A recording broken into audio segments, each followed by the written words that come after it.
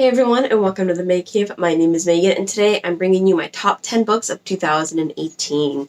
So like I said, I have top 10 books, and I'm going to do a few, I think I have 5 honorable mentions, but we'll start with 10 and work our way through to the very top book of the year, and let's just get into it. So number 10 on the list is Avatar: The Last Airbender: The Search, which is a graphic novel.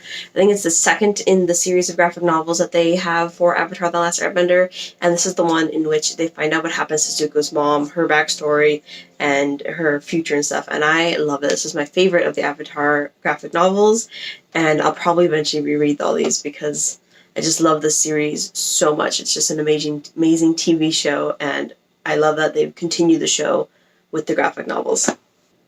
Number 9 on my list is Otherworld, The Book of Things That Are by Naomi Jackson. She is an author I found on Instagram who I've mentioned before.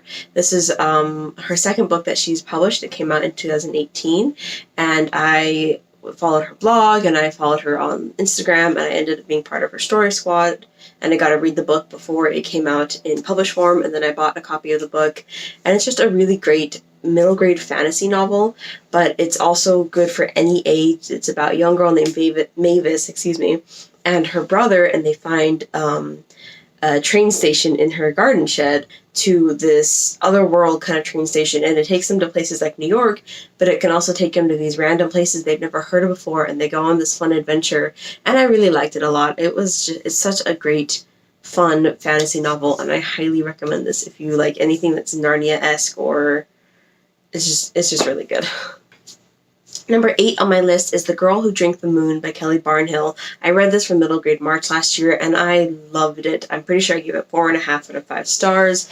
It is just wonderfully set up. The storyline is so cool and unique and interesting. The way that the storylines kind of mingled together near the end and they twisted all together, I just loved it. And the main characters actually weren't my favorite characters. I really liked the wife of one of the characters, that she becomes a wife later in the book, but overall it's just a really fun book, not a series, standalone, and I highly recommend it. Even if you're not in middle grade, it's a really fun book to read. Number 7 on my list is Kitty Hawk and the Hunt for Hemingway's Ghost. This is number 2 in the Kitty Hawk series by Ian Reading. I love this series so much. I haven't finished it yet, but these books are really fun. It's about a young girl named Kitty Hawk, and she can drive her own plane. It's a little Cessna, and she's been traveling, and in the second book, she's in Florida, and I just love the feel of the book. I love the descriptions. What I really love about it is that at the end of the book, the author lists everything that he had in the book that's in real life. So you can visit this museum, or you can go to this state park, or you can go to, this state, or, wherever, anything that's real, or here's this animal that I mentioned, and here's some information about it. It's really an in-depth book, and I really like that a lot, but it's not super long. I think it was less than 300 pages, or less than 350. And it's really good for just reading, but if you actually want to learn about the stuff that's in his book, because it's a real world, set in the real world, you can. But I really like that. So it's actually good if you're in high school or something and you wanted to learn about that. You can have a fun story and then look up the stuff later. It's just a really great series, and I highly recommend it. Number 6 on my list is The Malville Conspiracy by H.L. Rothwell, and I don't think I'm saying the author's name right. I'm very sorry. But I also found her on Instagram, and I won her book in a giveaway, and I actually really loved it. I mean, I expected to enjoy it, but I hadn't expected to love it. And it's just this fun, cozy mystery. It's about a young man who's just about to head into college, visiting his uncle and his aunt, and he gets embroiled in their secret spy stuff, and this is set in London.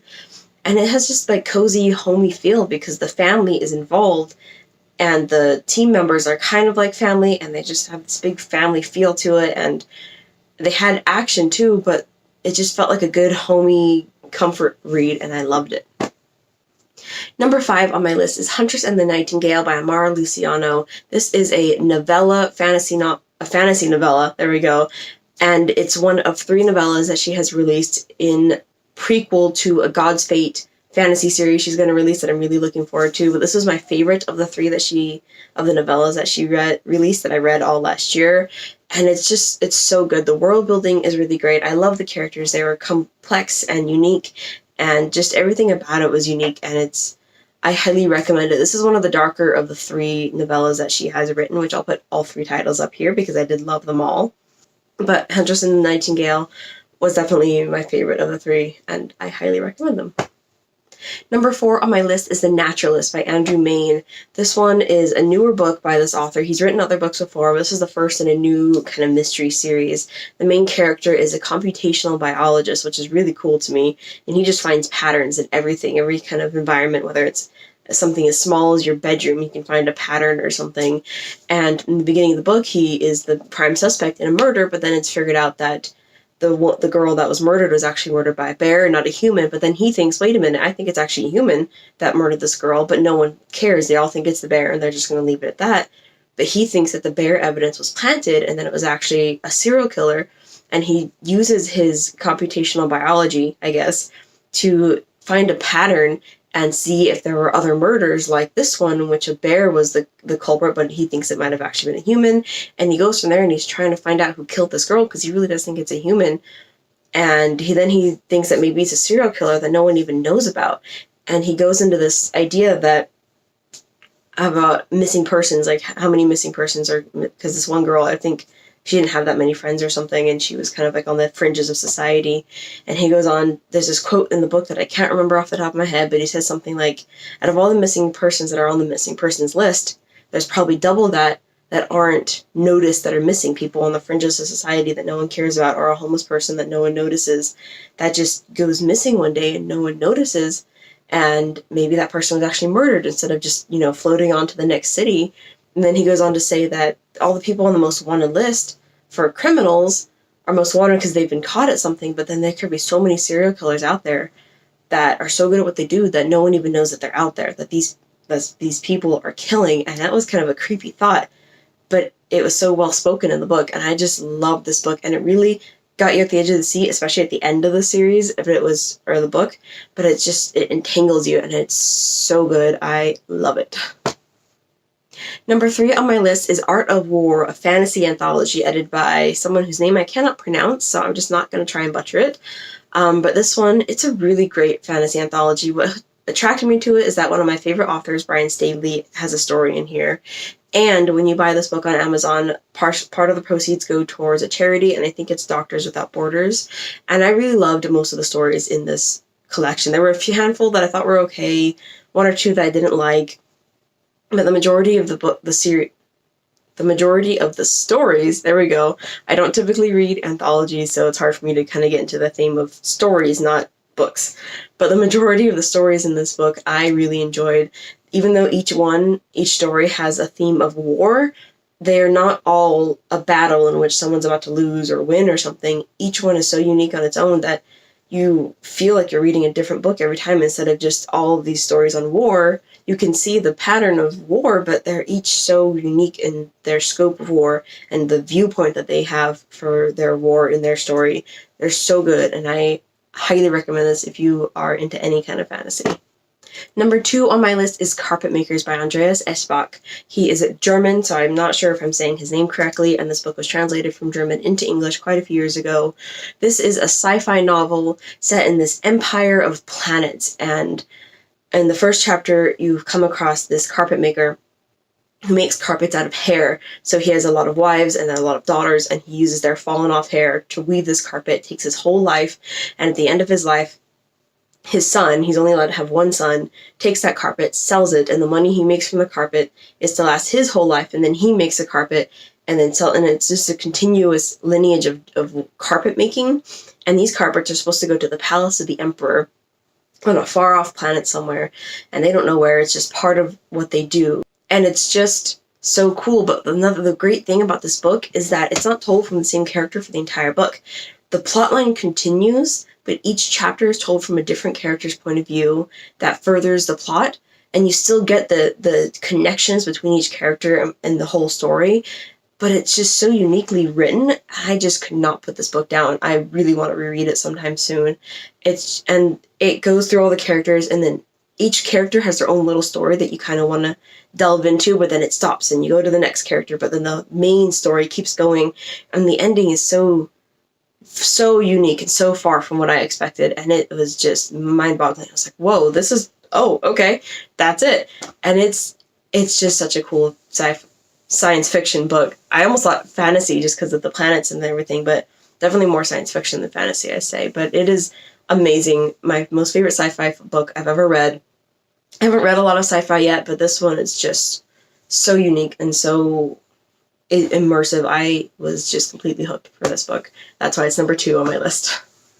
So before I get to the first book on my list, I have some honorable mentions. I have 5 of them. The first one is Driven by Dane. The first one is Driven by Dane Cobain. This is kind of a cozy mystery novel, the first in a new series that he's writing.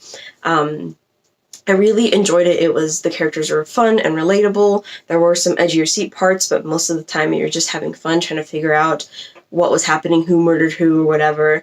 And what else I liked about it is that you couldn't figure out who it was until the end, and the characters told you who it was. So I liked that on the edge of your toes, oh, who is it, the whole time. It's a really good book, and I highly recommend you read some of his books. My next honorable mention is Mammoth by Jill Bag. I can't say her last name, I'm sorry. This one is an art copy I received last year about a teenager. I think she's about 18 or 17, and she really, really wants to be an archaeologist, and she finally gets a scholarship to go to this internship for a summer in Texas at a big mammoth dig, and she thinks it's so cool, and she's this plus-size fashion blogger, and she's a little insecure, but she kind of gets over that throughout the book. It was just a really fun book. I don't typically read YA, and some of her insecure quirks kind of bug me just because I'm past that point in my life. But overall, I really enjoyed this book. I thought it was a lot of fun. I thought the characters were funny, and I liked their differences and how they clashed and how they came together. And the whole story was I'm just really glad that I got this book. And it was different than most YA books. I've never read a YA book that had to do with a girl who wanted to be an archaeologist, which spoke to me, especially because she's a plus-size fashion blogger. I can't believe I keep saying fashion. But I've always been plus size, and I always wanted to be an archaeologist and a paleontologist and all these ologist things when I was a kid. And I'm not a fashion blogger, but I do like fashion to an extent, so she kind of spoke to me a little bit in that. Although she had a lot more insecurities than I did, which started to bug me. But I've got to remember that, some people just have more insecurities than me. And anyway, it's a really good YA book, and I highly recommend that one. The next honorable mention is Court Dancer by Kyung Suk Shin. I don't think I said that correctly. I actually found out about this book on Matthew Shirapa's channel. He did an interview with the translator, which was really cool. And it's a really good book, translated from Korean. It only came out this past year in 2018, and I really enjoyed it. I didn't enjoy all of it. There were some parts about the writing that I didn't like, but once I got to the end, it just broke my heart, and I just fell for the characters right at the end of the book. So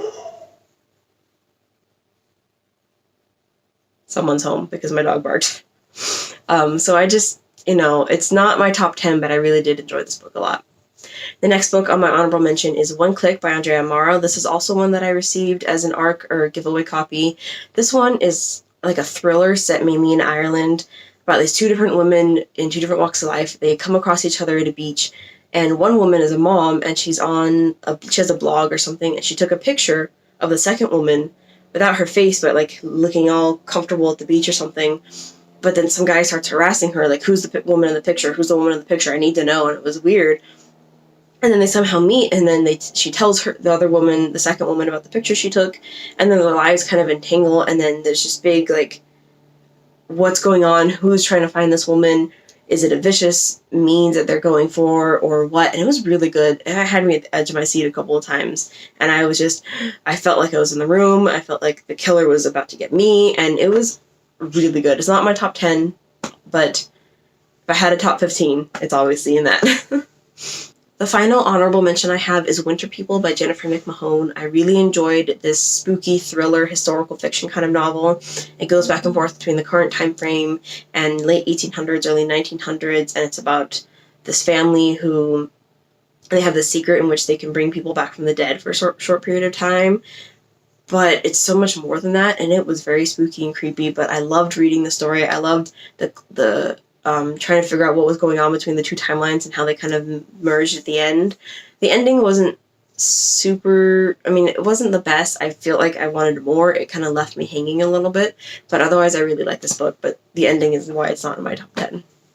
So now that we've gone over my top 9 books and my honorable mentions, we have the top book of the year for me, and that is Stepsisters by Medina Papadopoulos. Now, I'm sure you've heard me talk about this book on my channel before. I absolutely love this. It's a Cinderella retelling from the sisters' point of view, and it's just amazing. It's so funny. It's so well done. The characters are really each of their own characters, and the way that she changed the story to meld with what she wanted, and how everyone...